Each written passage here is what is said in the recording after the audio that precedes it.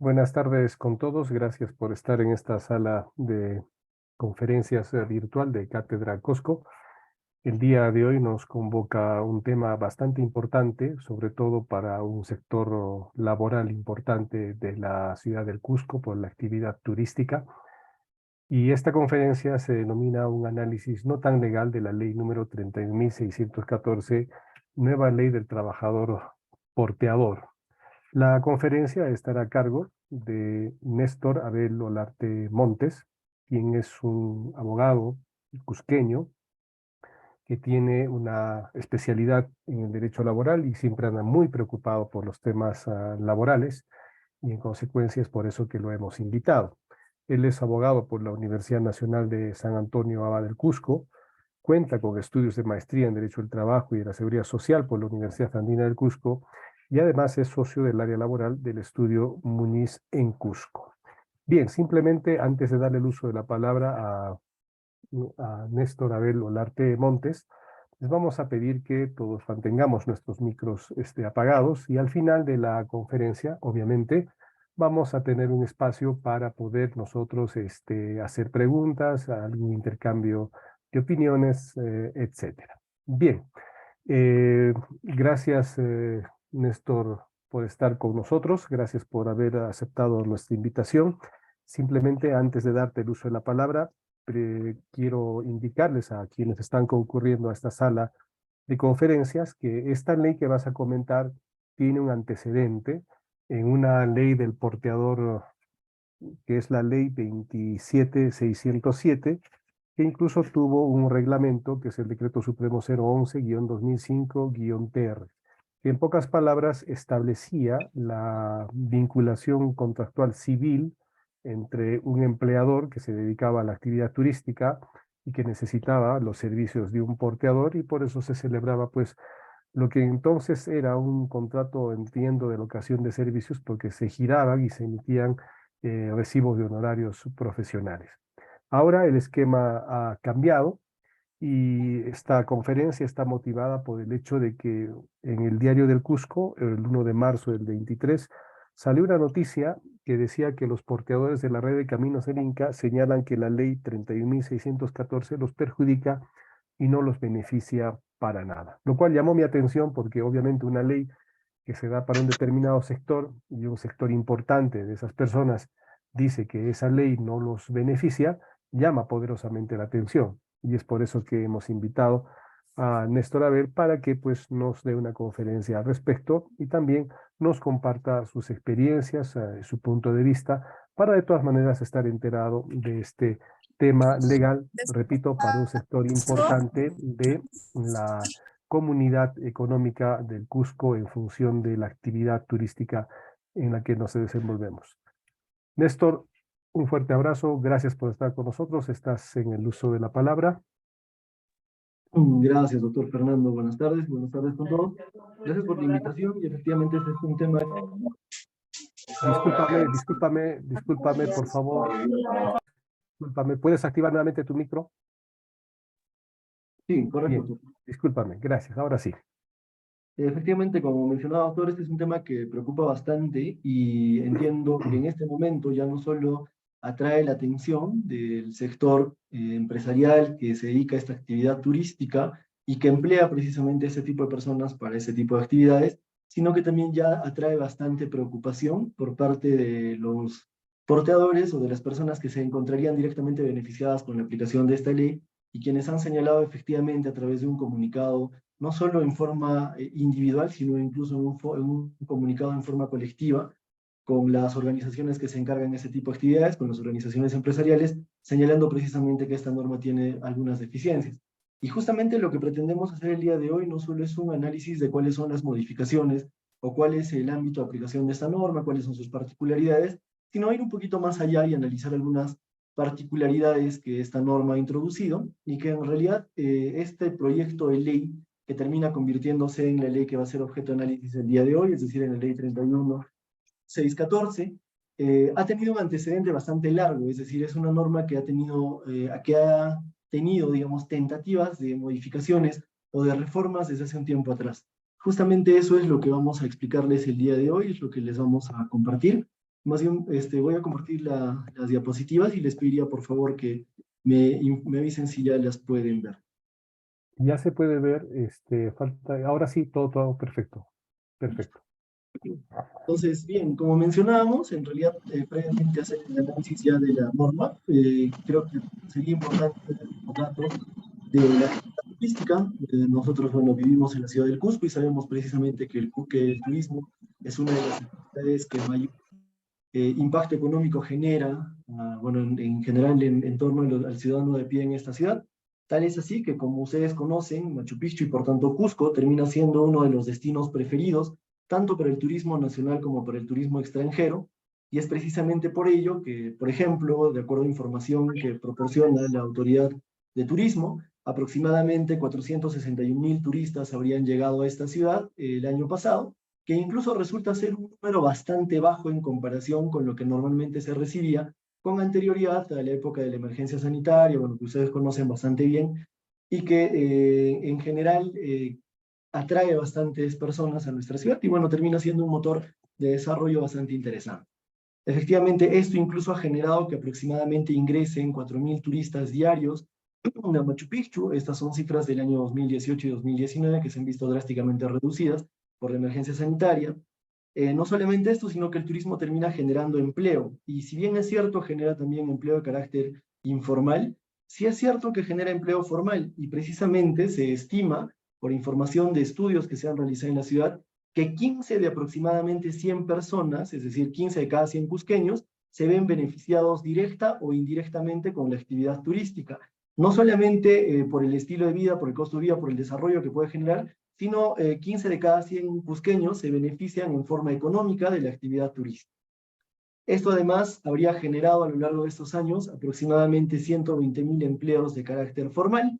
Evidentemente, con esto no se quiere tapar el sol con un dedo y se quiere omitir el hecho de que nuestra economía sea altamente informal, pero a través de la actividad económica turística sí se advierte que se obtiene y que se tiene en esta ciudad empleo de carácter formal. Es así que precisamente a consecuencia de esta actividad turística, sí es conocido que son bastante empleados los porteadores, quienes serían personas que se dedican a la actividad física de realizar la carga de los enseres que van a ser utilizados a lo largo de la travesía que tienen que realizar los visitantes nacionales o extranjeros para poder llegar a la ciudad de Machu Picchu o en la red de Caminos Inca. Básicamente, esta modalidad o esta forma de prestación de servicios se sustenta en el hecho de que no es posible que, digamos, los vehículos de transporte terrestre, como son buses, automóviles u otro tipo de vehículos, puedan desplazarse o puedan llegar hasta estos restos arqueológicos. Y esa es la razón principal de por qué se emplea este tipo de personas. Es así que a la fecha se tiene conocimiento, y este es un estudio a consecuencia de un artículo que realizó Ojo Público, precisamente como consecuencia de la pandemia. Entonces, en el año 2020, es decir, a inicios del año 2020, por información proporcionada incluso por la misma Federación de Porteadores, se tuvo conocimiento que más o menos existían 10.000 trabajadores o 10.000 porteadores registrados, de los cuales aproximadamente 5.000 de ellos eran de la localidad de Calca, 3.000 aproximadamente de Urubamba, y los otros 2.000 eran aproximadamente de localidades como Anta, Quispicanchi y Paucartambo, lugares en los cuales también existe la red de Caminos Inca y personas que se han dedicado, bueno, a esta actividad. Bueno, es harto conocido por ustedes también que justamente en este último tiempo hemos vivido la reactivación económica como consecuencia del impacto en nuestra ciudad, el coronavirus y todo el periodo de la pandemia, ¿no? El distanciamiento social y todo ello, que es sería un fenómeno que afecta directamente a la actividad turística, ha impedido pues que los visitantes puedan llegar a esta ciudad y a consecuencia de ello es que precisamente los porteadores que viven de esa actividad económica se vieron bastante golpeados por esta situación, al igual que los operadores turísticos. Entonces, encontrándonos en una etapa de reactivación económica, se entiende que tanto los precios de los servicios turísticos que se ofrecen en esta ciudad, así como seguramente los precios de pasajes, el costo de muchas actividades e incluso el precio que normalmente tenía este tipo de actividad, como es realizar la travesía de Camino Inca, u otra en la que existan porteadores, evidentemente tenía un costo elevado, a consecuencia de la pandemia se vio reducido y de repente existieron algunas ofertas, existieron precios reducidos, y todo esto seguramente también bajo una estructura de costos que las agencias en este caso tuvieron que establecer previamente a la realización de sus actividades, en las cuales, es decir, en esta estructura de costos, seguramente se contempló el hecho del transporte, el hecho de los viáticos, el hecho de los alimentos, así como el pago correspondiente para los porteadores. Bien, lo que ha ocurrido en este caso es que como consecuencia de la entrada en vigencia de la Ley 31614, esta realidad y todas estas circunstancias, incluso el periodo y el proceso de reactivación económica, lamentablemente se ha visto afectada. Y esto es justamente lo que vamos a analizar, al margen del tema legal que se va a explicar. Vamos a ver un poco cómo esta situación impacta económicamente también en el proceso de reactivación que venimos viviendo, razón por la cual, como con justa razón manifestó el doctor Fernando, efectivamente existe una queja y un reclamo también por parte de estas personas a consecuencia de la entrada en vigencia de esta ley. Justamente uno de los impactos económicos más importantes es que el costo operativo y la estructura de costos, evidentemente, que esta actividad genera, se ha visto incrementada casi en un 250%, o se vería incrementada en un 250%, a consecuencia de esta situación o de la entrada en vigencia de esta ley. Está de más decir que también la etapa de convulsión social que hemos vivido durante estos meses, de repente ha generado que no se vea tanto el impacto económico y el impacto de esta actividad, porque evidentemente el turismo es una actividad bastante sensible a todo este tipo de cambios. El turismo es una actividad económica muy sensible a las manifestaciones, a situaciones como el COVID, bueno, que es de carácter mundial, y por tanto de repente no se ha sentido tanto en esta ciudad. Sin embargo, ahora que nos estamos reactivando, y debido a otras circunstancias, seguramente el impacto económico que va a tener sí va a ser bastante importante. Bueno, vamos a partir para hablar también un poco de nuestro marco normativo, que efectivamente existe un marco normativo general, que en este caso sería la Constitución Política, que se inspira también en diversos instrumentos internacionales y precisamente también en los principios. Y uno de estos principios, que podría dar razón a la existencia o a la creación de una norma que regule una actividad económica o una actividad laboral especial, podría ser el principio de progresividad y no regresividad, que se encuentra regulado en la Convención Americana de Derechos Humanos, así como en el Pacto Interamericano de Derechos Económicos, Sociales y Culturales. Y con justa razón todos podríamos creer que es una aspiración de cualquier persona poder obtener mejores derechos y mejores beneficios. Y eso no solamente lo dicen estos instrumentos internacionales, sino también lo señala la propia Corte Suprema en diversos pronunciamientos. Obviamente no analizando el caso de los porteadores, sino analizando el caso de algunos regímenes especiales.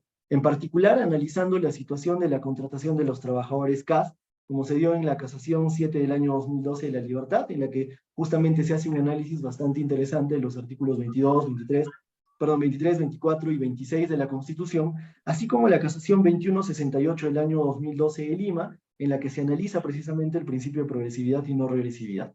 Y justamente este principio, que también podría inspirar el hecho de que la idea sea de que la vocación de un ordenamiento normativo implique el incremento o la extensión de la protección de los derechos sociales, como señala el profesor Borbajelata, implicaría o justificaría que este tipo de personas que realizan este tipo de actividad manual puedan ser incluidos en una norma en particular o en un régimen especial.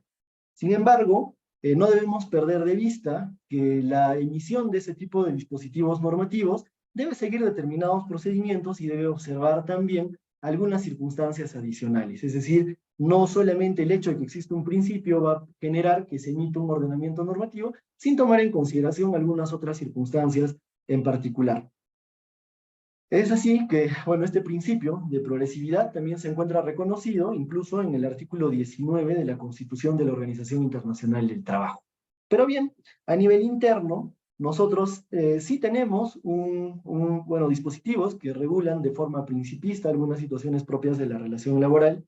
Es así que, por ejemplo, el artículo 23 señalaría que en este caso ninguna relación laboral podría limitar derechos constitucionales ni desconocer la dignidad que tiene el trabajador, y es parte de la cual, digamos, es el principio del cual parte el proyecto de ley, señala en este caso que permite la constitución o la creación de este régimen de los trabajadores, la nueva ley del porteador, ¿no?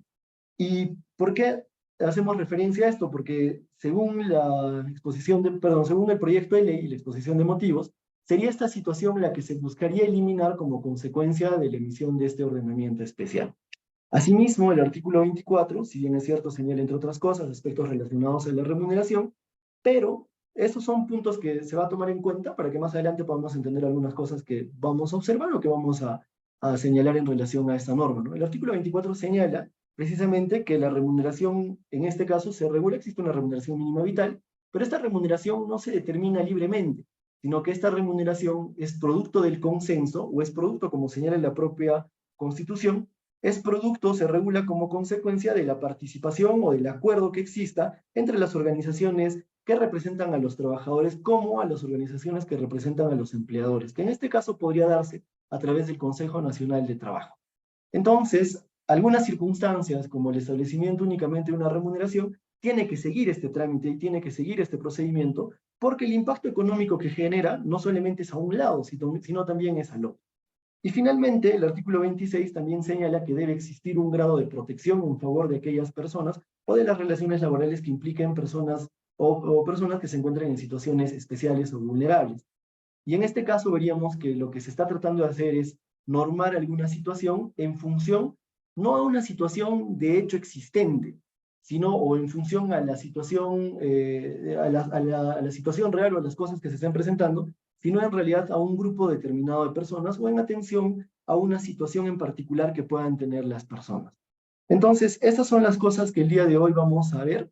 Justamente le señalaba el artículo 22, señala que el trabajo en este caso es base de bienestar social y un medio de realización de la persona, que es concordante con aquello que referíamos anteriormente en relación al principio de progresividad y no regresividad, que tiene un componente positivo y un componente negativo, es decir, un componente positivo y un componente restrictivo, que incluso que aquello que vayamos a avanzar no podamos retroceder, aunque por el Tribunal Constitucional también esto ha sido de carácter relativo, como lo ha señalado en la sentencia 16 del año 2008, un proceso de inconstitucionalidad en el que señaló que sí es posible dejar sin efecto algunos dispositivos eh, relacionados a derechos económicos o sociales, perdón, por razones eminentemente justificadas, citando la sentencia 1 del año 2004, también de un proceso de inconstitucionalidad.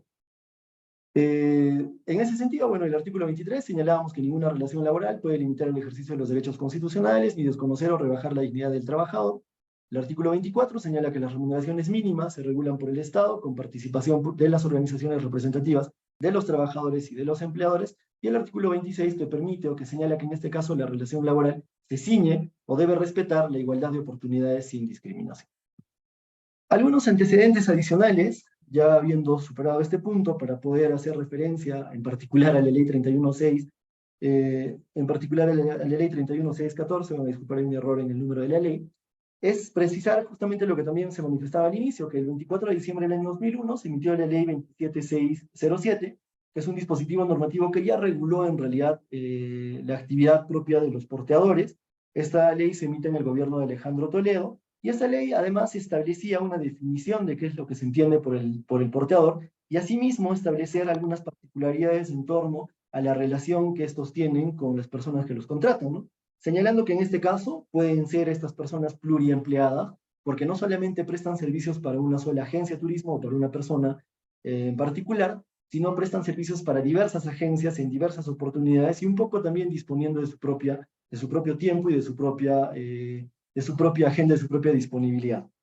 Señala también que el régimen que correspondería a estas personas sería el régimen tributario de cuarta categoría, toda vez que emiten recibos por honorarios, y se criticaba un poco esta norma porque señalaba que la contratación se daba a través de un contrato por servicio específico, en el que se detallaba, era un contrato tipo, porque la ley señalaba qué condiciones o qué condiciones específicas debía reunir este contrato, aunque la forma de retribución o de pago por los servicios prestados era a través de un servicio a cuarta categoría. Pero se entiende que en realidad esta distinción que hacía la norma no lo hacía en función a una discriminación, es decir, de excluirlos de un régimen laboral general y considerarlos como servidores autónomos, sino que en este caso, o independientes, sino que en este caso se hacía por efectos de la realidad, ya que estas personas, como señalábamos anteriormente, prestan servicios para diversas agencias dependiendo de su disponibilidad de tiempo, dependiendo del tipo de trek que van a realizar, y por eso también se les consideraba en esa oportunidad incluso como freelance.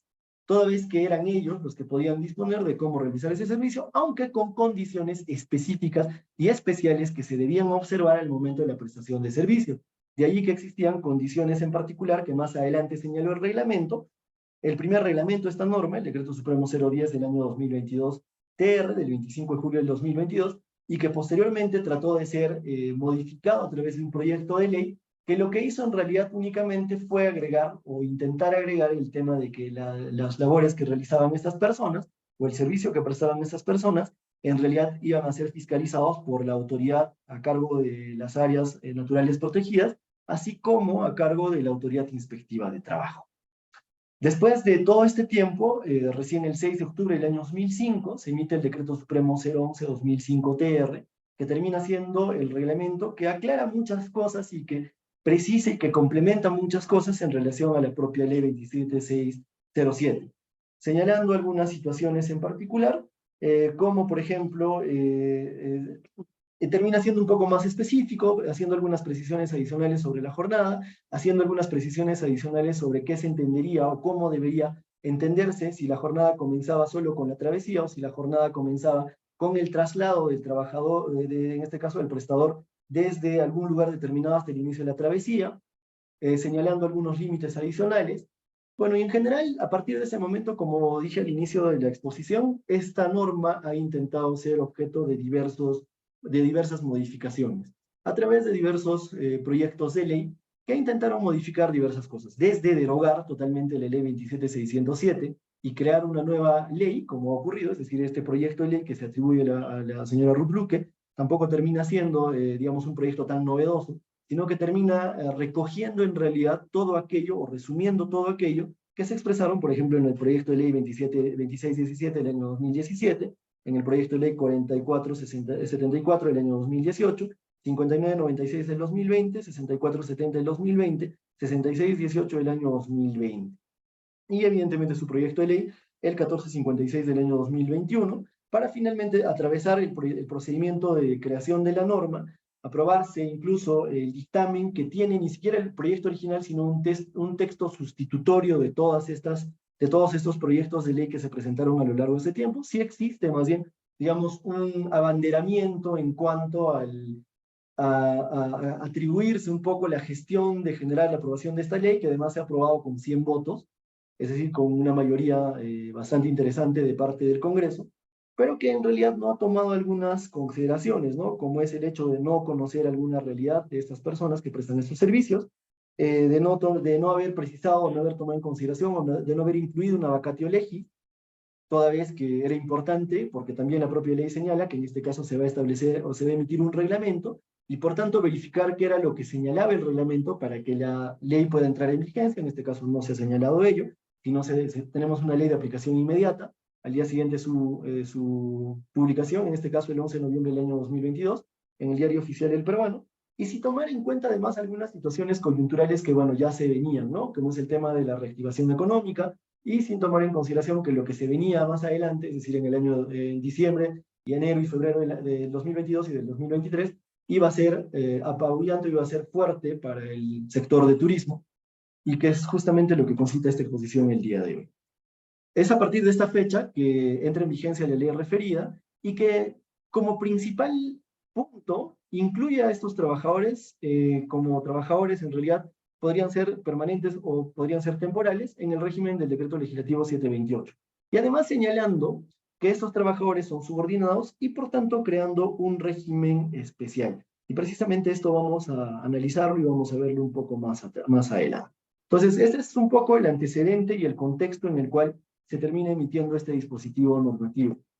Algunos derechos que considera y que incluye, que vamos a ir también desmenuzando poco a poco este dispositivo normativo, es que en primer lugar constituye un régimen especial, que sería la nueva ley del trabajador porteador, y que a nivel laboral establece algunos derechos, en este caso el vínculo laboral, dentro del régimen de la 728, que termina siendo una contradicción en torno a la creación de un régimen especial, porque no deja claro si finalmente estamos frente a un trabajador dentro del régimen general de la actividad privada, o estamos frente a un trabajador que estaría dentro de un régimen especial, que sería el régimen especial del trabajador porteador, como anteriormente ocurría y que también fue un tema reconocido desde el inicio.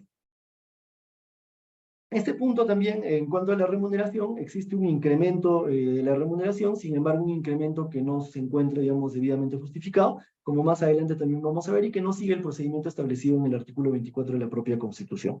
En relación a la jornada, se establece un nuevo supuesto que también creo que genera algunas dudas y genera algunas, puede tener incluso algún impacto negativo en relación a las personas que van a estar comprendidas dentro de este dispositivo. Y en relación a las condiciones, en su gran mayoría son copiadas del anterior dispositivo, también eso lo vamos a ver más adelante. Y en relación a otros derechos relacionados, por ejemplo, a la seguridad social, existe una afiliación facultativa o potestativa, pasamos a una afiliación obligatoria. En relación al sistema de seguridad y salud en el trabajo, bueno, estos ya están incluidos en el sistema de gestión en esta materia. Y en relación a los temas del sistema previsional, de la posibilidad de tener un régimen voluntario, en este caso en realidad pasamos a la obligatoriedad de contar con un régimen previsional. Parte del proyecto de ley en este caso se sustenta también en el hecho de que estas personas no tendrían un régimen de seguridad social adecuado. Cuando hablamos de seguridad social no debemos perder de vista que no solamente hacemos referencia a aquello que tiene que ver con atenciones en salud. Muchas personas, y parece que también cuando se plantea un proyecto de ley, se confunde la idea de seguridad social con un aspecto, con un pilar en particular, de todo un conglomerado de pilares o de principios que incluyen a la seguridad social. De hecho, la Organización Internacional del Trabajo señala que existen 9 pilares que garantizan el acceso a la seguridad social por parte de los ciudadanos e incluso de los trabajadores, ¿no? Porque en el entendido de que la seguridad social no solo alcanza a los trabajadores, sino alcanza a la ciudadanía en general.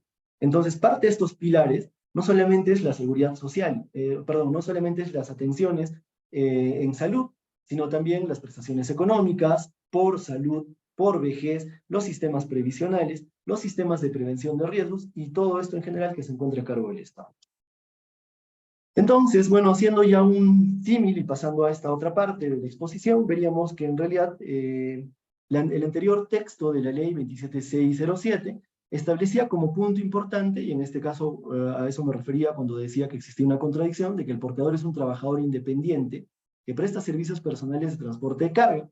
La relación laboral se establece con uno o más empleadores y su régimen tributario es el de cuarta categoría. Además que en este caso señalaba específicamente que se iba a contratar a través de la modalidad de servicio específico. Creemos que adecuadamente porque se entendía que el servicio se iba a prestar únicamente en el lapso de tiempo que dure la travesía. Justamente por ello es que el reglamento señalaba en su artículo 3 cuál era el contenido mínimo y por tanto el contenido tipo que debían tener ese tipo de trabajadores. Si ustedes recuerdan incluso, esto se daba a través de algunos formularios, y este contenía información importante que debía observarse al momento de la contratación y al momento de la prestación de los servicios. Sin embargo, esta situación cambia y el texto del artículo 4 de la ley señala que en este caso, esta es una persona subordinada a su empleador, empresa o agencia de viajes o turismo, bajo el régimen privado, conforme al decreto legislativo 728, para cubrir los servicios de transporte de carga de manera permanente pero discontinua. Acá hay un punto importante y que surge como consecuencia de lectura de ese artículo. En primer lugar, lo que podríamos entender, más allá del tema de la subordinación, que en este caso podríamos ver si realmente existe subordinación en cuanto a cómo se presta el servicio, más allá solamente de los puntos de camping o de los puntos en los cuales se van a realizar el pernocte o los lugares en los cuales se van a dejar los enseres que se estén cargando. Al parecer, en realidad, podría entenderse que serían subordinados desde el punto de vista que se les diga cuál es la ruta que se va a seguir o cuál es el lugar en el cual se van a dejar los enseres o cuáles son los lugares en los cuales deben detenerse a lo largo de la travesía. Sin embargo, esto no necesariamente es así, porque la red de caminos Inca, y en todo caso la red de camino Inca, que implica la prestación de un servicio en la ruta Machu Picchu, es una sola. Y por tanto, incluso los lugares de campamento, los lugares de camping, incluso los lugares en los cuales existen algunos paradores turísticos que tienen esta finalidad, ya están determinados, casi hasta por defecto, de tal suerte que incluso esa aparente subordinación o ese aparente poder de dirección que tendría el empleador en relación a esas personas, no necesariamente se configuraría. Pero aún así, siguiendo el análisis de este artículo, veríamos que en este caso se señala que existiría un servicio para cubrir servicios de transporte de carga de manera permanente, pero discontinua. Al hacer referencia a este punto y al hacer referencia a la existencia de un contrato dentro del decreto legislativo 728, advertiríamos dos cosas: que la norma podría permitir que estas personas sigan siendo pluriempleadas, como se señalaba en el texto original de la ley 27607. Sin embargo, el hecho de que estas personas sean consideradas como trabajadores dentro del régimen del decreto legislativo 728 implica por defecto también una obligación, que es la inclusión en la planilla. Y el hecho de incluir en la planilla permitiría concluir que estas personas serían trabajadores de diversas agencias, pero al ser trabajadores de diversas agencias, no tendrían también, por ejemplo, diversas contribuciones para el salud, no tendrían también diversas retenciones para el sistema nacional o para el sistema privado de pensiones, no tendrían también diversos derechos o diversos beneficios que terminarían pagando diversos empleadores, y en todo caso se les entendería como trabajadores dentro de propios o a exclusividad de una agencia o de un empleador, o se les mantendría la condición de ser trabajadores que presten servicios o de ser personas que presten servicios para diversas agencias. Justamente este es el punto de quiebre en relación a la antigua norma y a la nueva norma, y que si bien podría haber sonado o podría haber sido bastante interesante desde el punto de vista que existe un reconocimiento de un derecho, en la práctica vamos a ver que esto podría terminar generando inconvenientes, tanto para los empleadores como para los trabajadores. Otro de los puntos, y bueno, como les decía, esto tiene impacto incluso en relación a los derechos y beneficios laborales que se van a percibir, porque si nos encontramos dentro de un régimen especial, entenderíamos que nos ceñiríamos únicamente por los beneficios propios que recibirían como trabajadores del régimen especial. Y si nos encontramos frente a trabajadores del régimen general, podríamos entender que nos encontramos frente a trabajadores que percibirían todos los derechos y beneficios laborales.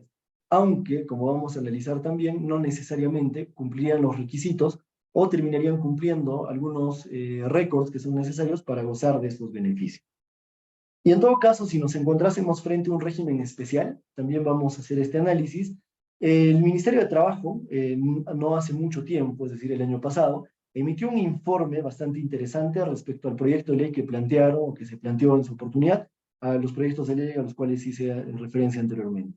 Y al analizarlos, si bien es cierto, parte de la necesidad de poder reconocer a estas personas como trabajadores, no deja de observar el hecho de que no sería adecuado terminar creando un régimen especial para este tipo de personas por la naturaleza de sus labores, y segundo, porque para cumplir o para crear un régimen laboral especial hay que seguir un procedimiento especial que en este caso no se cumple con seguir. Es así que, por esta razón, el 19 de abril del año 2022, a través de este informe que emite el Ministerio de Trabajo, se termina observando el proyecto de ley que en su oportunidad había sido aprobado. Entonces, bueno, vamos a continuar con este análisis de algunas particularidades adicionales. En cuanto a la jornada, el artículo 5 de la ley 31614 señala que en este caso existiría una jornada típica y hace algo que no hacía la ley anterior y el reglamento, en particular el artículo 5 del Decreto Supremo 011-2005-TR. ¿Por qué? Y acá está la comparación. Lo que hacía el reglamento de la antigua ley era señalar que la jornada diaria de los porteadores, en este caso, podía ser máximo de 8 horas diarias.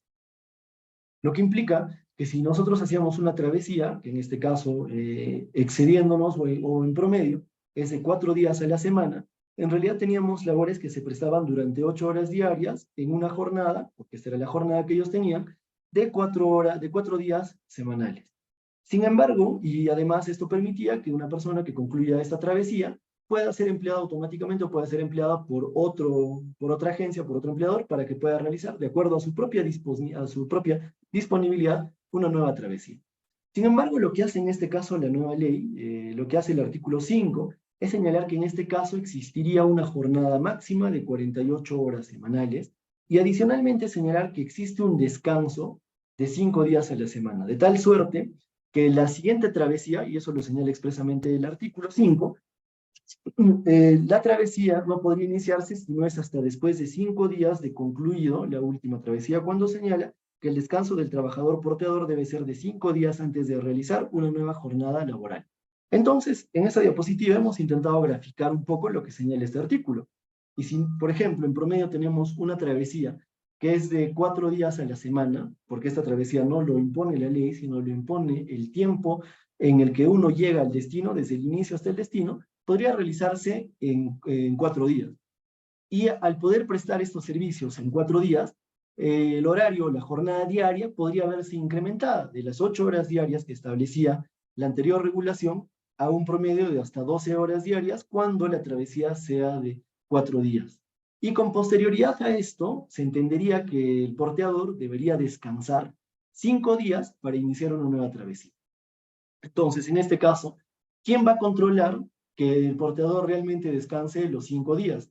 Y evidentemente podría ser la autoridad inspectiva de trabajo cuando verifique seguramente el pago que se va a realizar al porteador cuando realice una travesía o cuando realice otra travesía.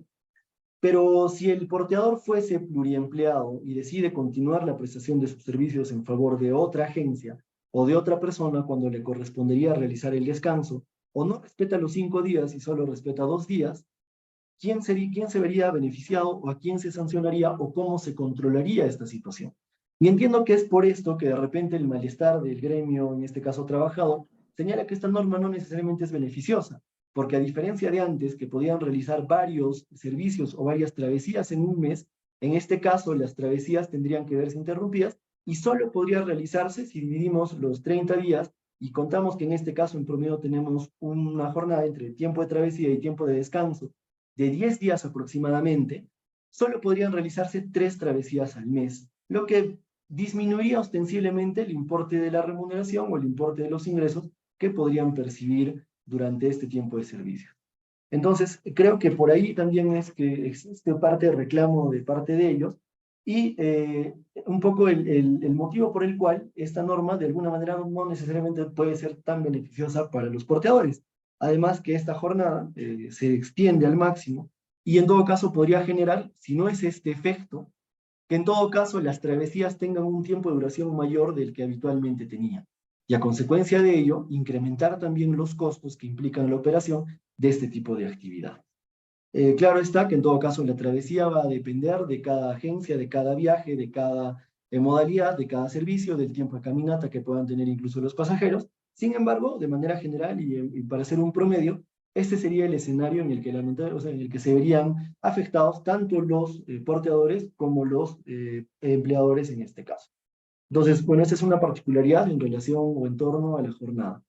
En relación a las condiciones, que señalamos que no habían cambiado mucho y que se habían arrastrado algunas cosas, se señala como condiciones que en este caso se va a garantizar una alimentación nutritiva, entre otras cosas, ¿no? Que además se le procure brindar los alimentos necesarios en su oportunidad, vestimenta adecuada, equipos de protección personal, que en todo caso van a ser suministrados por el empleador y supervisados por la autoridad correspondiente. Entonces, en este punto vamos a advertir dos cosas. Lo que no entendemos, o lo que no quedaría claro, es que si estas condiciones se refieren a las condiciones de la prestación de los servicios, porque en este caso la norma expresamente dice una dotación de alimentos basada en una dieta nutritiva, vestimenta adecuada, equipos de protección personal, faja lumbar, elementos de protección solar, equipos para pernoctar en zonas de descanso adecuado, garantizados y suministrados por el empleador y regulados por la autoridad competente. En ese sentido, no se entiende y no se queda claro si en todo caso estaríamos frente a condiciones de trabajo, y si fuesen condiciones de trabajo, habría que ver si esto se va a considerar en la boleta de pago del jornal, o en su defecto si estos van a terminar siendo deducibles. Sin perjuicio de ello, también en este caso, cuando la norma señala que estos van a ser supervisados por la autoridad competente, la norma tiene un vacío y esperemos que el reglamento pueda superar esta situación, cuando no señala cuáles son los parámetros que va a terminar fiscalizando la autoridad competente en relación al cumplimiento de estas condiciones, y cuáles son los límites o cuál es el parámetro respecto al cual se va a realizar la verificación o la fiscalización correspondiente. En cuanto al límite de carga, este es de 20 kilogramos para varones y 15 kilogramos para mujeres, y se ha establecido también un límite de edad de 18 años de edad, cuando anteriormente el límite podía ser desde 16 años, dependiendo de la aptitud física que pueda tener la persona que preste este servicio. En cuanto al descanso, como señalábamos anteriormente, el descanso en este caso es de 5 días a la semana, y lo que no se entiende y lo que no queda claro en todo caso es que existiría una ampliación del descanso, pero no se advierte si este es remunerado o no es remunerado. En una jornada ordinaria de trabajo de 6 días a la semana por un día de descanso, que no necesariamente es domingo, se advierte que existe un día de descanso remunerado por parte del trabajador por cada 7 días por cada 7 días en general. En este caso, la norma no deja claro si se va a cumplir con el pago del descanso durante estos 5 días, o en todo caso si van a ser 5 días en los que no va a existir percepción de ningún tipo de ingreso por parte del porteador. Entonces, este es un punto que esperemos también el reglamento pueda aclararlo, ya que todavía no se tiene claro qué es lo que va a señalar. En relación al pernocte, es similar a la ley, sin embargo, en este caso señala que debe ser en un ambiente adecuado bajo techo. Y para esto, si bien es cierto, la norma ha autorizado a la autoridad, que podría ser la autoridad de protección de áreas protegidas, o en todo caso al Ministerio de Cultura, no se ha determinado también si es que necesariamente los portadores van a tener que realizar el pernocte bajo techo, como señala la norma, y si esto va a irrogar un costo adicional al empleador si es que la autoridad no lo hace, o si en todo caso el cumplimiento de esta obligación va a estar supeditado a que la autoridad pueda implementar paradores u otro tipo de circunstancias. Este tipo de vacíos o este tipo de ambigüedades en la norma o este tipo esta situación de falta de regulación, sí podría generar inconvenientes más adelante cuando, por ejemplo, en una fiscalización se verifique que no se cumple estas disposiciones y se pretenda irrogar o trasladar esta obligación al empleador y seguramente también desazón de parte del trabajador cuando advierta que de repente esta obligación no se va a cumplir. En relación al seguro complementario de trabajo de riesgo y el seguro de vida, sí existen algunas particularidades muy importantes. Y aquí volvemos un poco al análisis de costos. ¿Y por qué volvemos al análisis de costos? Porque en este caso existe alguna similitud a la ley, no necesariamente. Si bien es cierto, anteriormente existía en el texto la posibilidad de que se pueda contratar un seguro de vida, ley que en este caso incluso tenía un tope, estaba establecido por la norma, que en este caso era equivalente a 300 retribuciones únicas. En este caso, se nos remite al seguro complementario de trabajo de riesgo de forma general, por ello incluso la norma señala una modificación para que pueda incluirse la actividad del porteador como una actividad de riesgo en el anexo 5 del Decreto Supremo 0997-SA, que regula justamente el seguro complementario de trabajo de riesgo. Pero además va a generar la obligación de contratar la póliza de seguro por cada uno de los trabajadores. Y adicionalmente a esto, en relación al seguro de vida, como ustedes conocen, este dispositivo desde el 1 de febrero del año 2020 resulta ser obligatorio para todos los trabajadores del sector privado. Y en este caso incluso la modificación de la prima o del monto que se iba a otorgar se realizó a través de la ley 31149, lo cual genera que en este caso, porque esta es una obligación incluso para todos los trabajadores registrados en la planilla, entonces lo cual genera incluso un incremento adicional en el costo que representa la planilla, toda vez que va a tener que contratarse seguros de vida, el seguro de vida ley, para poder cubrir las actividades de los trabajadores que realizan la actividad de porteador. Claro está que el establecimiento de un seguro complementario de trabajo de riesgo o de un seguro de vida implica o genera, digamos, el obtener mayores beneficios y mayores derechos por parte de estas personas que efectivamente pueden haber realizado o pueden realizar actividades que pueden poner en riesgo su vida. Sin embargo, la forma adecuada y la forma de hacer esto de un momento a otro puede generar un incremento en los costos operativos, que son además de obligatorio cumplimiento, cuando en realidad no se ha establecido un mecanismo adecuado para establecer una moratoria, una prórroga, o en todo caso la posibilidad de que esto pueda realizarse poco a poco a partir, digamos, o en comunidad, como ocurre, por ejemplo, en el caso de algunos regímenes laborales especiales. De tal suerte que, en realidad, esto sí generaría un impacto económico adicional, razón por la cual, incluso en alguna oportunidad, cuando se hizo un comentario, cuando se hizo un pronunciamiento, se advirtió claramente que el costo operativo de realizar ese tipo de actividades en este lugar se veía incrementado en un 250%, porque no solamente es el costo operativo de pagar el transporte, como referíamos anteriormente, sino los gastos adicionales que irroga tener una planilla que cumpla con con el pago de todos estos beneficios. Esto genera un costo adicional o el incremento del costo, por ejemplo, de los paquetes turísticos que se van a vender. Y el generar el incremento de los costos de los paquetes turísticos, de lo que podían costar $400 a $600, genera una pérdida por parte de la gente o por parte de la empresa, que evidentemente no va a ser cubierta por el Estado.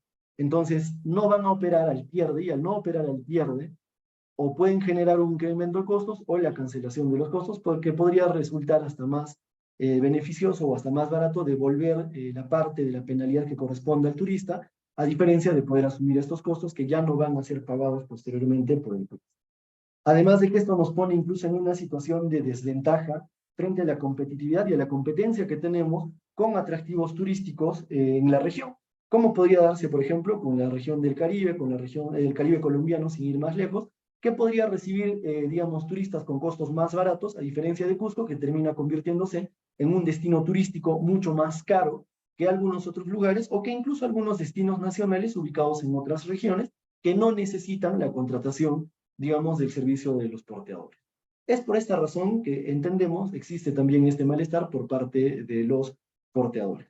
En cuanto a las obligaciones, y bueno, el hecho de que exista en todo caso una fiscalización, permitiría que el empleador pueda fiscalizar el hecho de que éste se encuentre a disposición del empleador en el punto de inicio. Y un punto importante, como decíamos, es que se elimine el hecho de que se entienda que la jornada inicia en el desplazamiento, razón por la cual la jornada únicamente iniciaría el momento en que inicie la travesía y desde el punto de origen. El hecho de utilizar la vestimenta adecuada es harto conocido por muchos operadores, que en este caso, que muchos porteadores no se acostumbran y no suelen utilizar la vestimenta o los equipos de protección que uno les otorga, la faja lumbar, los zapatos especiales, sino que a veces lo suelen hacer en la forma en la que ellos vean por conveniente, o como se sientan más cómodos. En todo caso, esto va a ameritar que exista una fiscalización continua y permanente por parte del empleador para que se respete el uso de los implementos de seguridad, y en este caso observando, de ser el caso, el Reglamento de Seguridad y Salud en el Trabajo o las políticas o lineamientos que para este efecto vaya a establecer el empleador en torno a la prestación de este servicio. Porque evidentemente incluso al momento en que se ingrese al sistema de gestión de seguridad y salud en el trabajo, va a tener que establecerse un hiper, y en el hiper también van a tener que detallarse cuáles son los riesgos y cuáles son los mecanismos para mitigar los riesgos correspondientes, que también implica un costo adicional en la operación. En cuanto a transportar la carga asignada, no va a ser posible, y bueno, también los estudios han señalado, es más, las propias páginas estatales o incluso la propia página que se denomina Camino Inca señala como tips, y las páginas de viajeros señalan como tips cuando se realiza este tipo de actividad, que el porteador va a poder, normalmente recibe una propina por parte del turista cuando éste, por ejemplo, aminora la carga que lleva el turista y le carga, por ejemplo, la mochila o algunos bienes adicionales. Entonces, si en este caso nos encontramos frente a una carga asignada, que no va a superar los 20 kilos, se encontraría tajantemente prohibido que éste pueda recibir cargas adicionales o incluso por recibir de repente algún ingreso adicional pueda recibir algunos enseres o algunos bienes de parte de los visitantes o de los turistas que se encuentren también en la propia travesía, lo que seguramente también va a menguar un poco los ingresos que estos van a percibir. En cuanto a la remuneración, que sería uno de los puntos importantes, como ustedes conocen y habrán advertido del artículo 8 de la ley, esta se ha incrementado y se ha establecido unilateralmente en un importe que asciende al 3% de la UIT, incrementándose en relación al texto de la ley anterior. En este caso, como referíamos, el artículo 24 de la Constitución ha señalado que el importe de las remuneraciones mínimas se tengan que establecer a consecuencia de una negociación o de un procedimiento que se siga a consecuencia de las reuniones que tenga el grupo o las organizaciones de trabajadores con las organizaciones de empleados.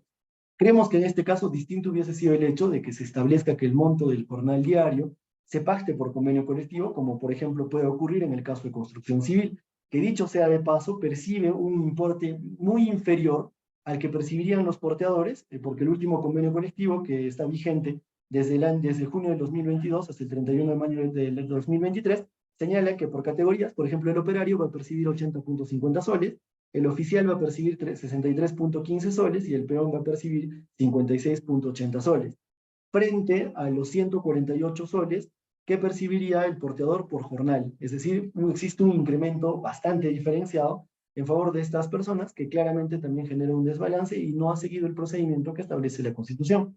Es más, las personas de a pie, digamos, que perciben la remuneración mínima vital, o todos aquellos que percibimos ingresos, o por ejemplo, los que perciben la remuneración mínima vital de 1.025 soles, diariamente perciben, si realizamos la operación, la suma de 34.17 nuevos soles.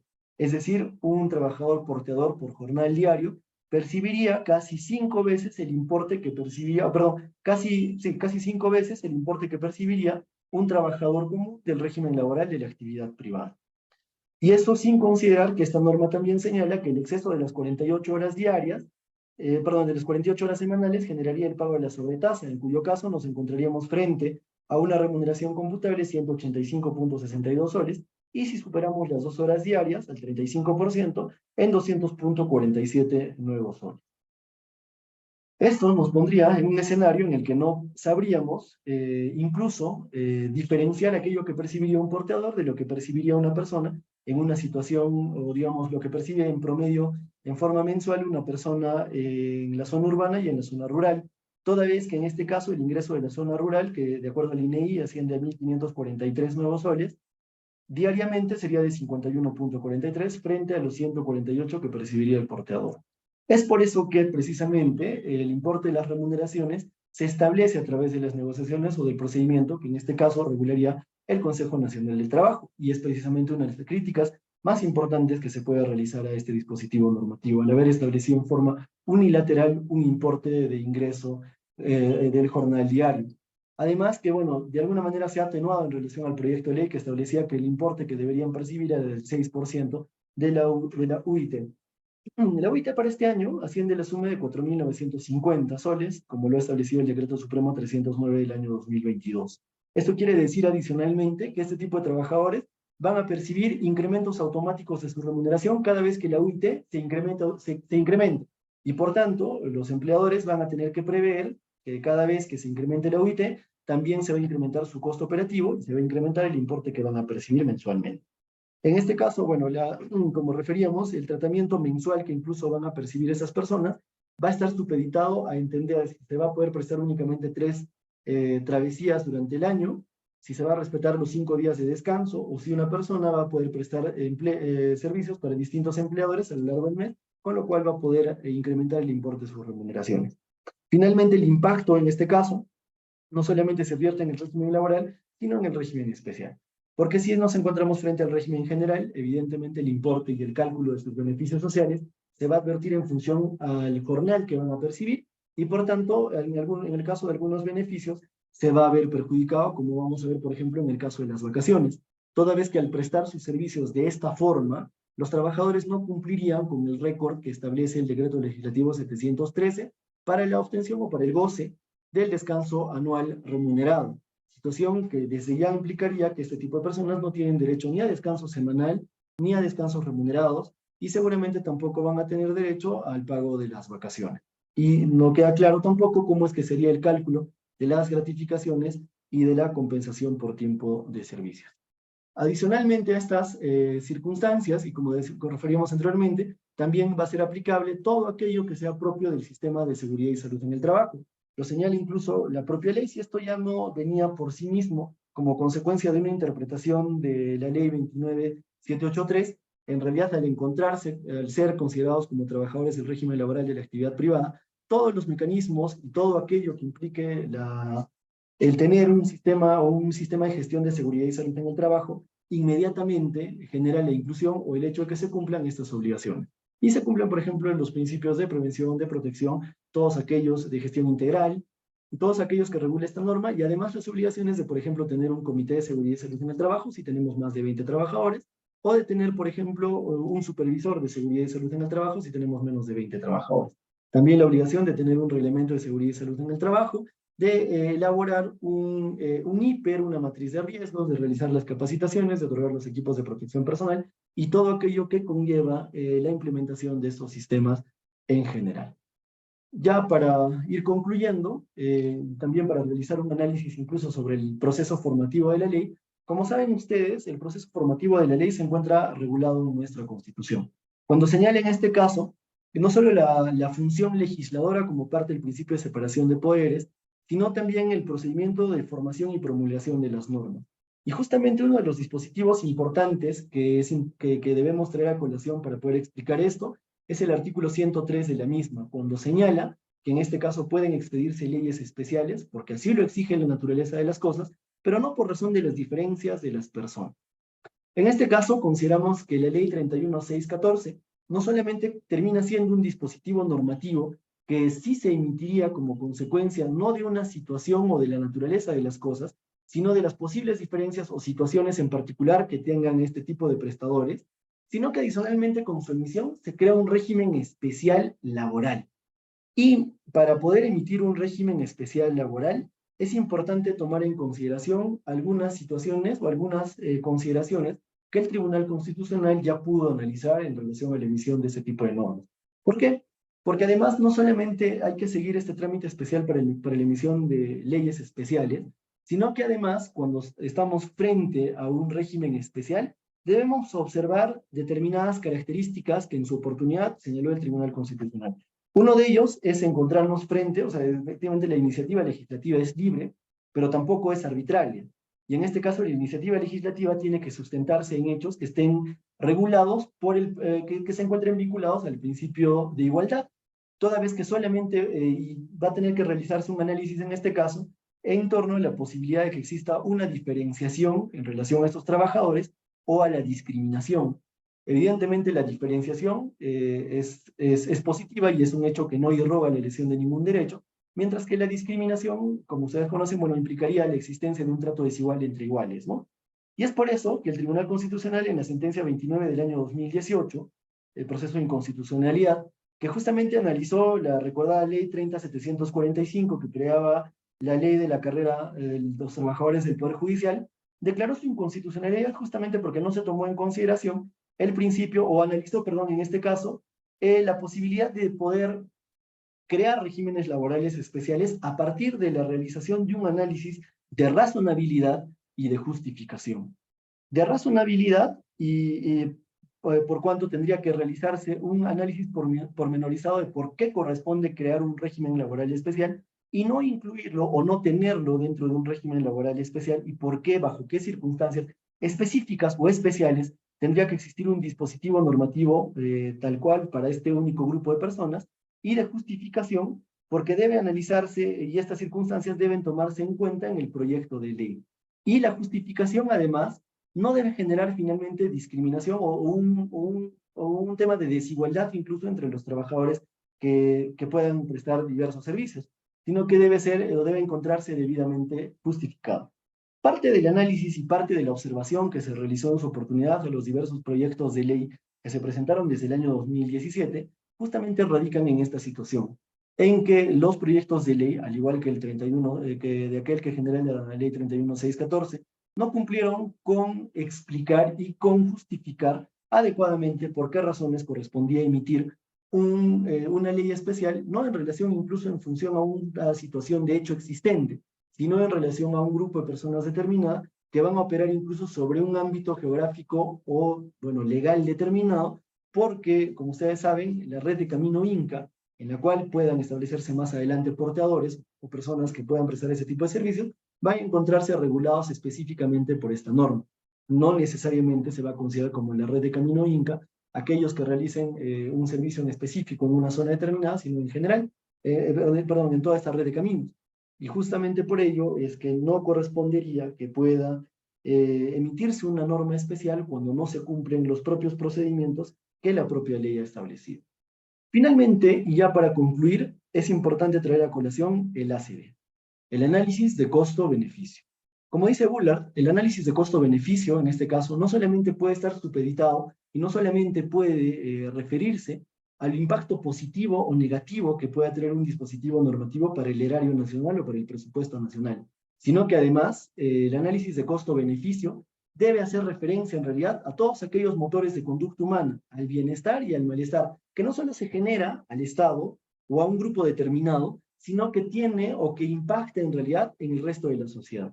De tal suerte que incluso en una sociedad tan informal como la nuestra, la emisión de un dispositivo normativo lo que debe generar son incentivos, incentivos para la formalización, incentivos para que ser formal sea menos costoso que ser informal. Y cuando se emiten dispositivos normativos como estos, en los que no se hacen o no se tiene en realidad un análisis adecuado del costo-beneficio, porque si ustedes revisan el proyecto de ley, el análisis de costo-beneficio se limita únicamente a entidades como el Ministerio de Cultura y CERNAM, al Ministerio de Trabajo y a SUNAFIL, y a los porteadores, señalando únicamente el acceso efectivo a mejores condiciones laborales que guarden correspondencia con la naturaleza de su labor, la cual implica riesgo.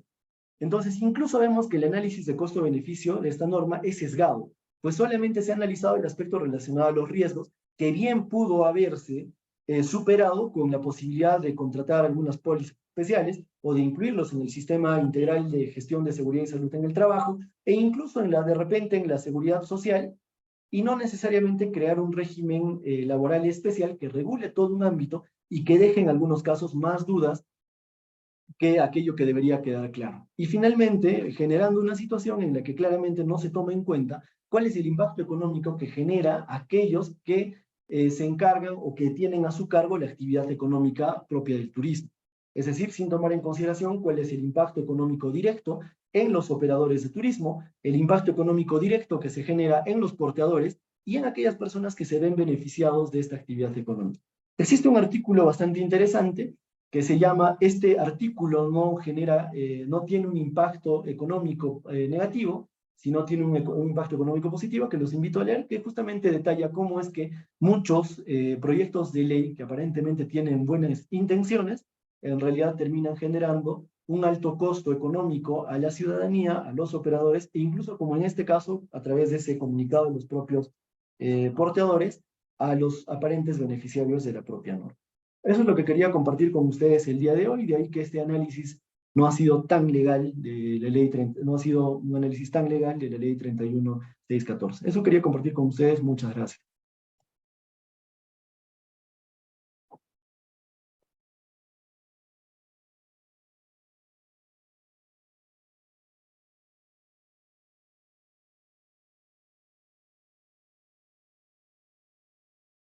Gracias, doctor Olarte, por su exposición. En verdad, ha sido una exposición muy amplia, bastante precisa, y creo que todos hemos entendido que podemos decir que un régimen laboral más que importa, una raya más al tigre que importa, y queda claro que se legisla sin tener en claro cuál es el impacto económico que tiene una ley en la sociedad. Em, yo quiero empezar por hacer mm, una pequeña pregunta. No sé si tengas conocimiento de lo siguiente. Yo tengo entendido que esta ley del porteador, recuerda que la primera fue una ley que propugnó quien fuera Daniel Estrada Pérez, ¿no? Y él propuso esta ley del porteador y entonces tuvo bastantes comentarios, se vino trabajando con esta ley, etcétera, pero fue en función del trabajo del porteador en Camino Inca. En el Perú existen otras rutas turísticas que usen porteadores en mayor o menor magnitud de lo que es Camino Inca. No sé si tengas conocimiento de esto.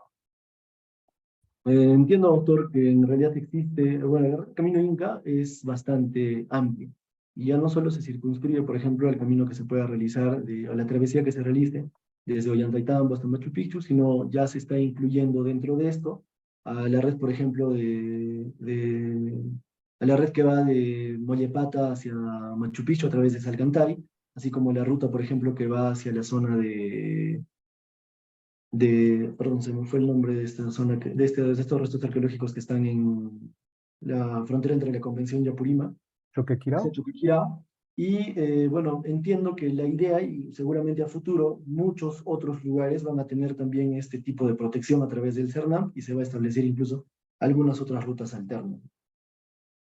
Bien, ahora queda claro que lo que se ha establecido parece que tenían la intención de hacer un régimen laboral especial en el sector privado, ¿no es verdad? Pero desde el momento que lo han adscrito a la 728, ahí es donde se está generando una confusión conceptual, ¿no? Bien, vamos a ver si alguien que participa en la sala desea hacer alguna pregunta, alguna tingencia, algún comentario adicional. Los escuchamos.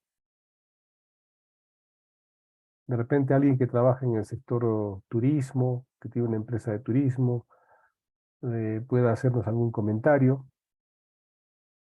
¿Esta ley está en vigencia, Néstor? Sí, doctor, en este caso la propia norma ha señalado que la reglamentación se va a dar 30 días, perdón, 90 días después de la entrada en vigencia y no ha establecido ningún vacatio legis para que pueda, señala, el Poder Ejecutivo reglamentará la presente ley en el plazo de 90 días calendario contados a partir de su entrada en vigencia. Entonces no ha señalado un vacatio legis o alguna disposición que retrase su entrada en vigencia. Lo cual quiere decir que a veces tendría que estar aplicando, ya tendría En que teoría estarse sí. cumpliendo. En teoría, sí. Entiendo que existe un proceso de amparo, o creo que es un proceso de amparo que se ha iniciado en contra de la ley. Supongo que lo que buscan es su inaplicación. Figura bastante rara, ¿no? Pues claro, el comunicado que he pasado también al WhatsApp del grupo de cátedra, ahí dice que van a iniciar acciones legales, pues para revertir una ley que en apariencia les genera mayores beneficios a los trabajadores porteadores, pero creo que ha quedado claro con tu exposición que lo que hace no es sino generar distorsiones en un mercado laboral que debiera estar regulado simplemente por la oferta y la demanda, ¿no? Me imagino que muchos porteadores consideran que 5 días de para es un exceso, ¿no? Y eso les resta un ingreso al mes, por lo menos de una travesía más, por lo menos, ¿no? Entonces eso les genera un tema de inconveniencia. Bien, alguien que en la sala se anime a preguntar, a hacer algún comentario, por favor.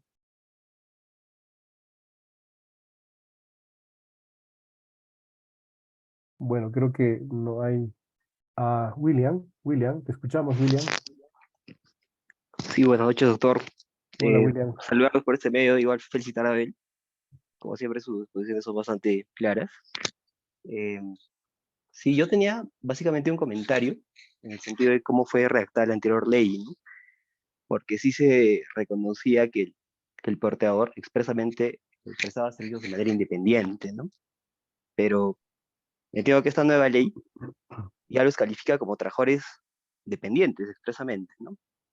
Y eso sí creo que puede generar un problema de cara a, eventualmente, como usted mencionaba hace un momento, ¿no? Las leyes de oferta y de demanda. ¿Qué pasaría, ¿no?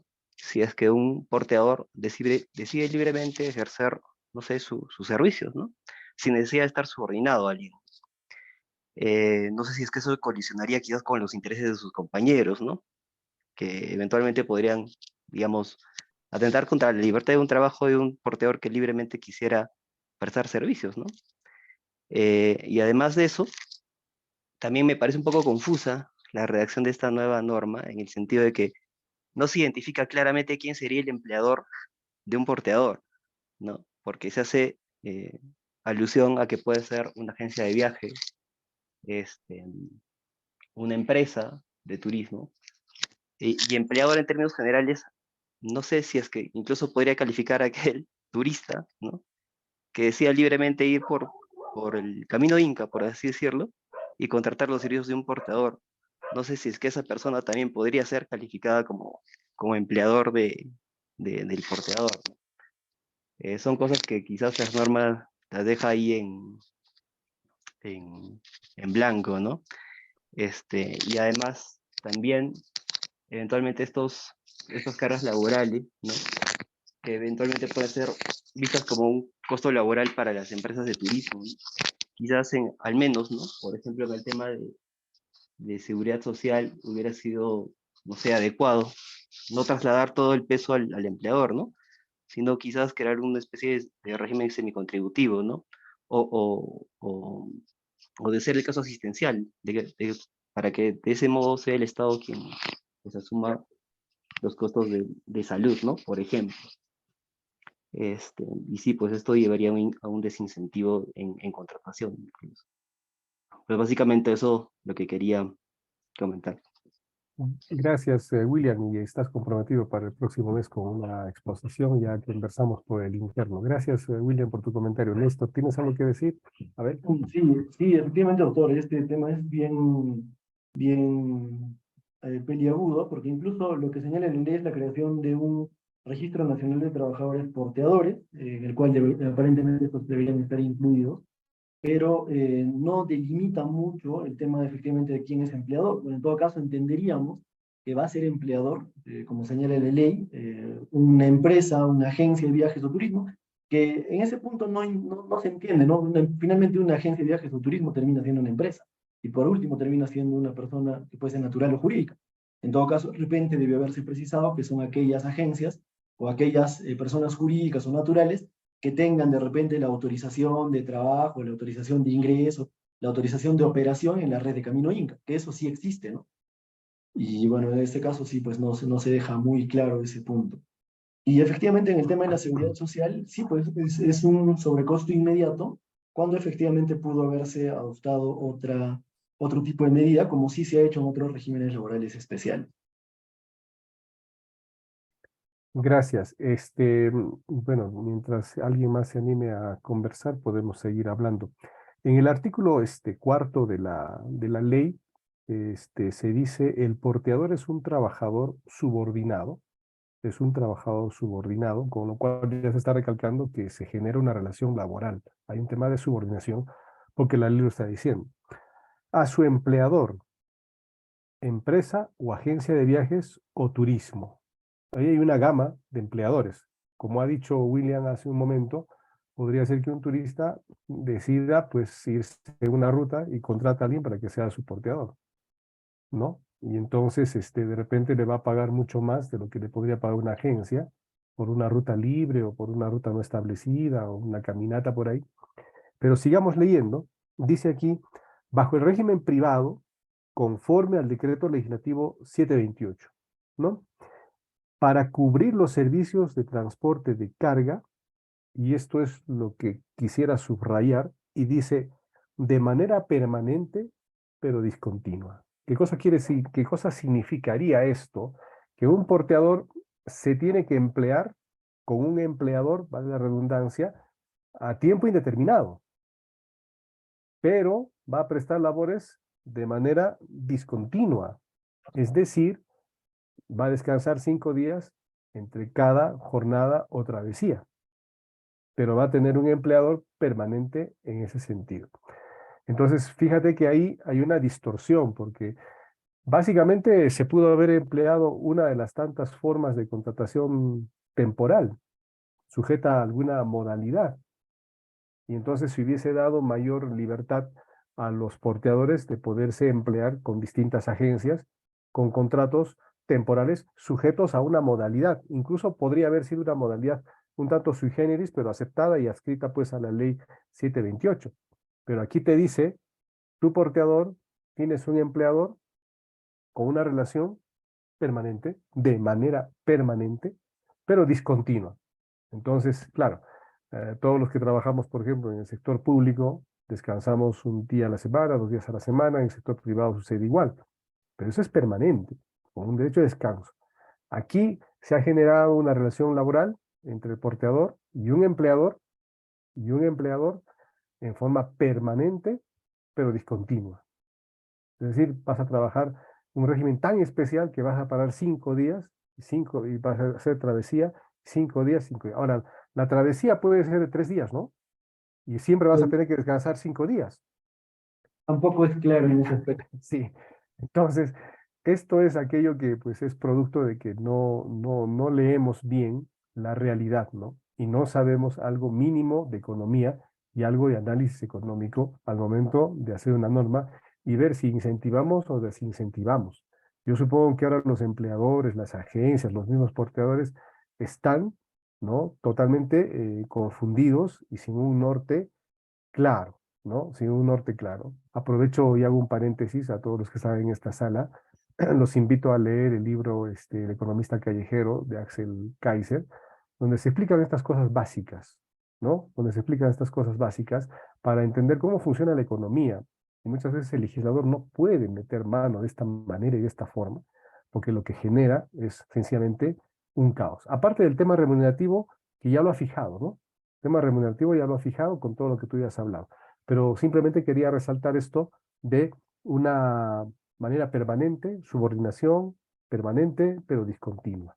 Qué lindo régimen laboral, ¿no? Qué lindo contrato de trabajo, ¿no? Y seguramente cuando haya un porteador y un empleador que quieran cumplir exactamente esto, van a haber 5 empleadores y 15 porteadores que van a buscar cómo sacarle la vuelta a esto.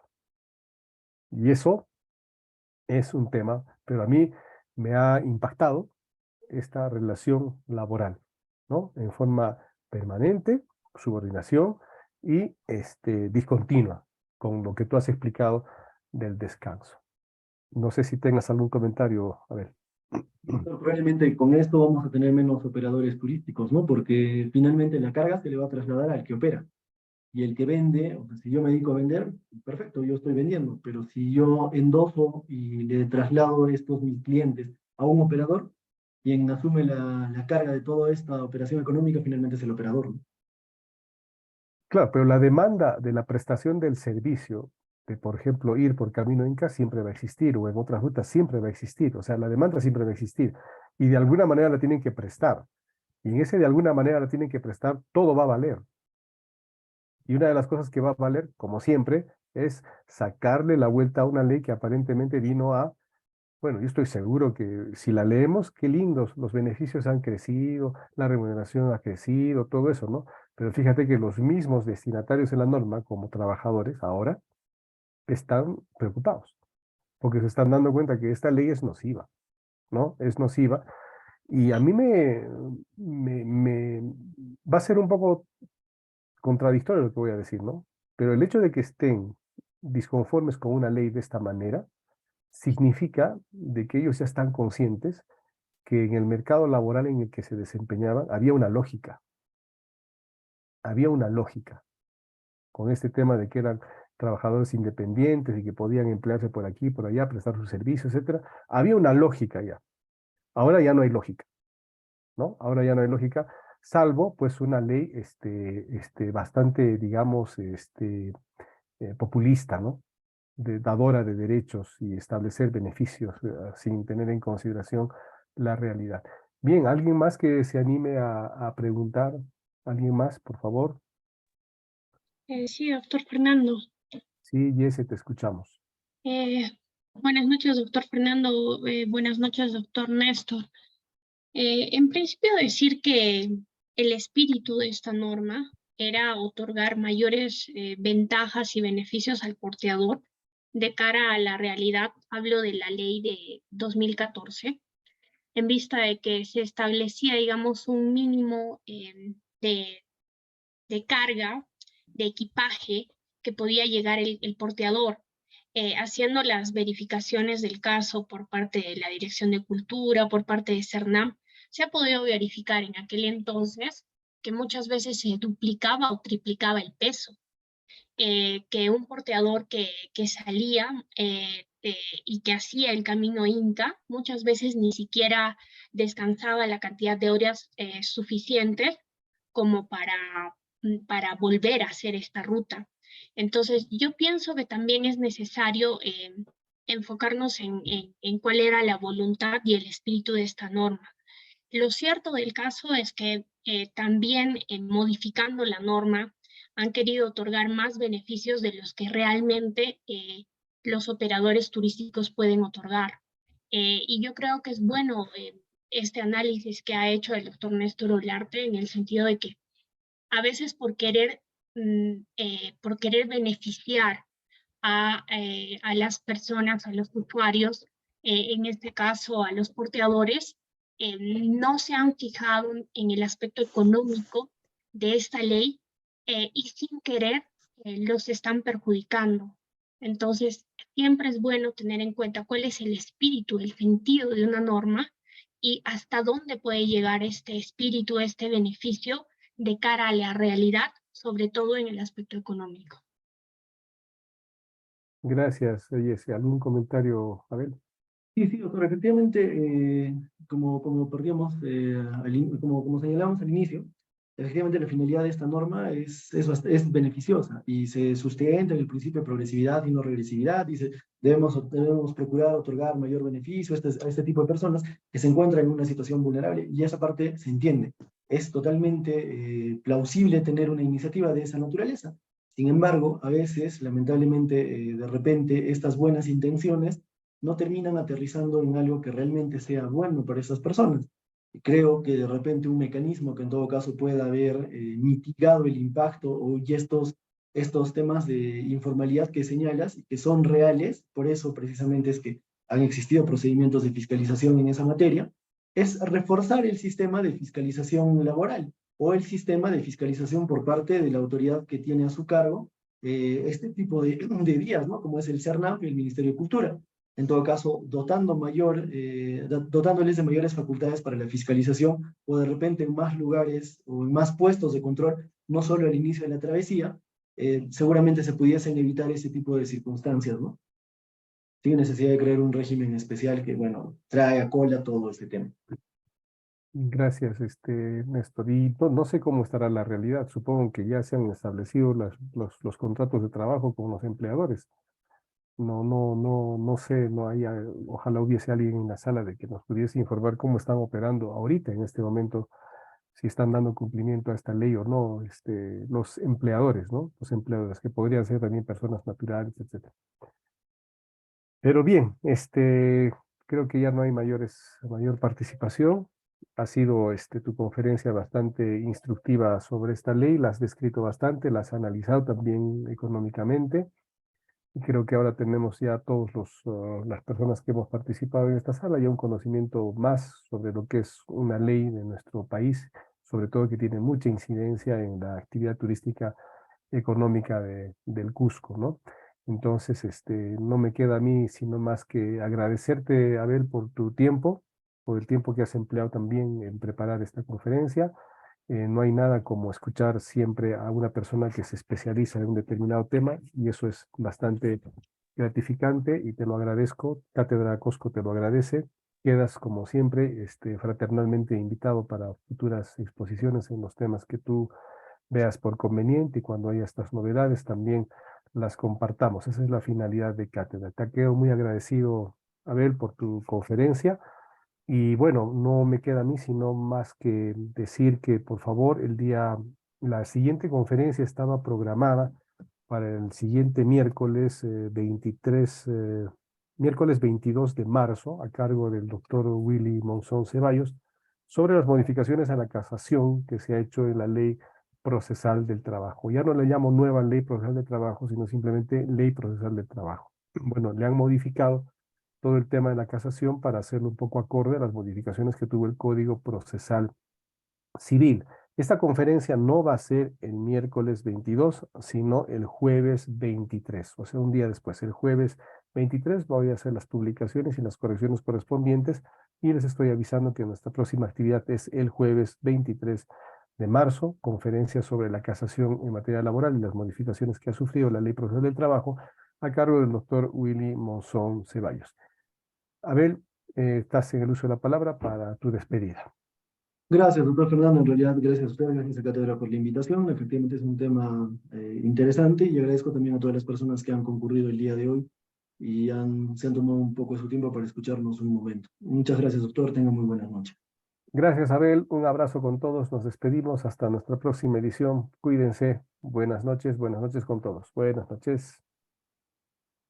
Buenas noches, doctor Fernando. Gracias. Buenas noches, doctora. Buenas noches.